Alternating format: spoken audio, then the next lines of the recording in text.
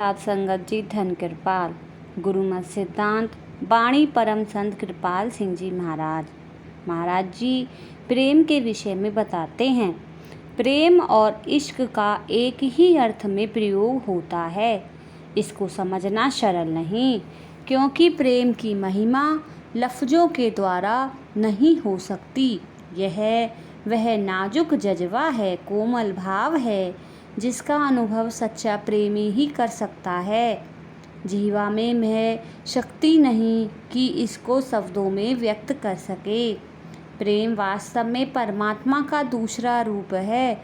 जिस प्रकार परमात्मा की महत्ता और महिमा शब्दों के बंधन में नहीं लाई जा सकती, उसी प्रकार प्रेम की प्रशंसा भी लिख कर या बोल कर नहीं हो सकती। आजकल आम लोग प्रेम को गलत समझ रहे हैं।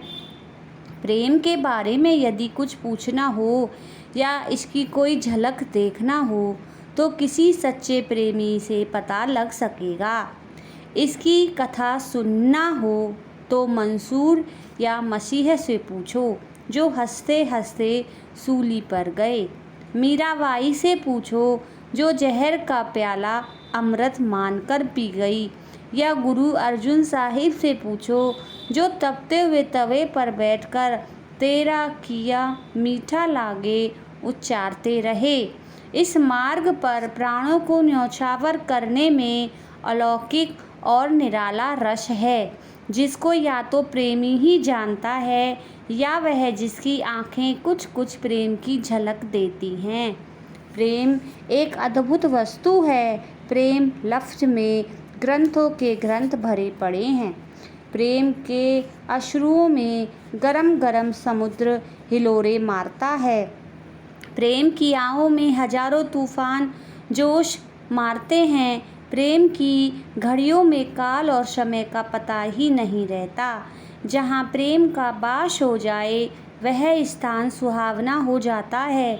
उस मंडल में विशेष प्रकार की खुशी होती है, जिसका प्रेमी हृदय अनुभव करते हैं।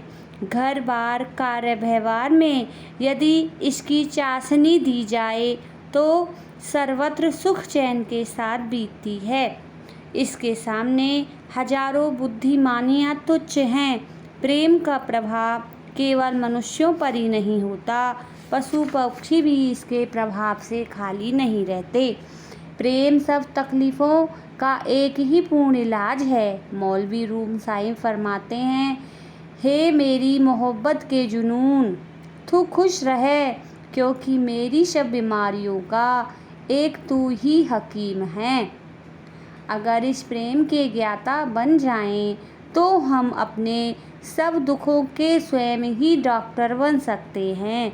हमारे सब दुख दर्द और बिछोह जो प्रेम के सिद्धांतों को भूलने के कारण हैं, दूर हो सकते हैं तथा प्रेम और आनंद की धाराएं प्रवाहित हो सकती हैं।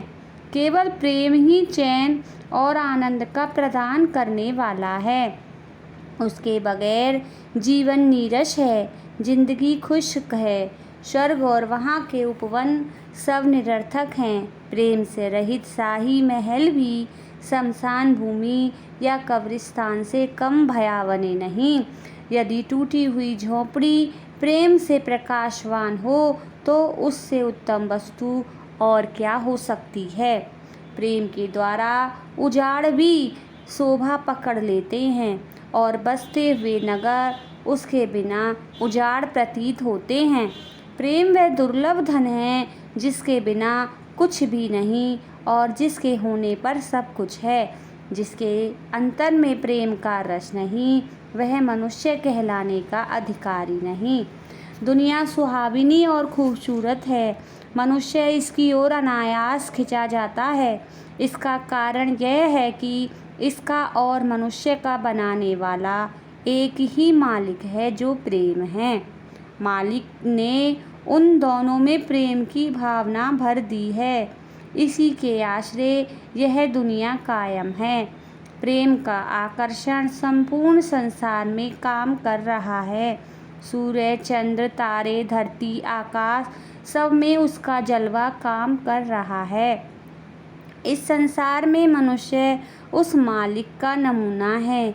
मालिक प्रेम है, इसलिए उसका गुण प्रेम संसार में विशेष रूप से उपस्थित है। मनुष्य के अंदर प्रेम होने के कारण संपूर्ण सृष्टि जिसमें कि प्रेम की धारा बह रही है, उसको अपनी ओर खींचे हुए रखती है। जहाँ प्रेम है वहाँ जीवन है, जहाँ प्रेम नहीं वहाँ जीने का कोई स्वाद नहीं। मनुष्य वह है जिसके अंतर में उन्स अर्थात प्रेम है। मालिक प्रेम सबके अंदर है। जिसकी आँख खुल चुकी है उसके लिए सब मनुष्य एक ही सूर्य की किरणों और एक ही समुद्र की लहरों के समान प्रतीत होते हैं। उसको यह नज़र आता है कि ये सब एक ही नूर से उत्पन्न हुए हैं। फिर कौन भले और कौन बुरे हैं। अव्वल अल्लाह नूर पाया कुदरत के सब बंदे, एक नूर ते सब जग उपजया, कौन भले कौन मंदे। मनुष्य भिन्न भिन्न वेश, मुंडी, सन्यासी, योगी, ब्रह्मचारी, यति, हिंदू, तुर्क, राफजी आदि रखते हुए भी उसकी दृष्टि में केवल एक मानव जाति के ही दिखाई देते हैं। धर्मों और देशों के भेद मानव की मानवता में अंतर नहीं ला सकते। मौलाना रूम साहिब भी यही फरमाते हैं कि उस एक ही मालिक का जलवा सबके व्यक्तित्व में प्रकट हो रहा है। तू इंसान की शक्ल देखकर क्या सोच रहा है? देख तो सही, यह इंसान कहाँ है। इसके अंतर तो मालिक की जात का ज़ुहूर हो रहा है।